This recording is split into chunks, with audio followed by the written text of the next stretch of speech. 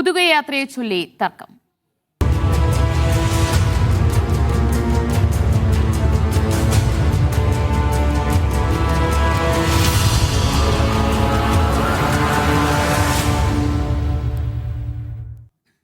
പുതുയുഗയാത്രയ്ക്കിടെ കുറ്റ്യാടിയിലുണ്ടായത് സ്നേഹത്തള്ളലെന്ന് കോൺഗ്രസ്. സംസാരിക്കാൻ വിളിക്കാൻ വൈകിയതിൽ ഷാഫി പറമ്പിലിന് ഒരു നീരസവും ഉണ്ടായിട്ടില്ലെന്ന് പ്രതിപക്ഷ നേതാവ് വി ഡി സതീശനും DCC പ്രസിഡന്റ് പ്രവീൺ കുമാറും പറഞ്ഞു.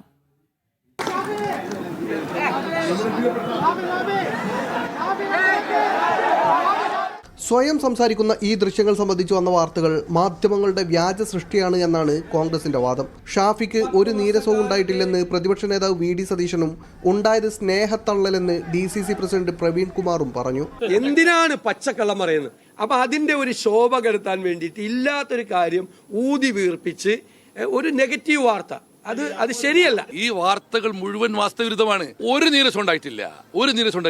പിന്നെ ഞങ്ങൾ വീണ്ടും പ്രവർത്തകർ ഷാഫിയെ വിളിക്കണമെന്ന് പറഞ്ഞപ്പോൾ വിളിക്കരുതെന്ന് പറഞ്ഞ അങ്ങോട്ടൊരു സ്നേഹത്തള്ളൽ നടത്തിയതാ. ആ സ്നേഹത്തള്ളൽ പോലും ഒന്നും തള്ളിയ കേരളം എന്ത് ചെയ്യാനാ? അതേസമയം കോൺഗ്രസ് വിശദീകരണത്തെ പരിഹസിച്ച് LDF കൺവീനർ TP രാമകൃഷ്ണൻ രംഗത്ത് വന്നു.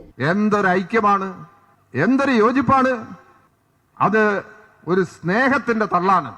എന്താണ് ഇന്ന് കോഴിക്കോട്ടെ DCC പ്രസിഡന്റ് പറഞ്ഞിരിക്കുന്നത്? അതൊരു സ്നേഹത്തിന്റെ തള്ളാണ്.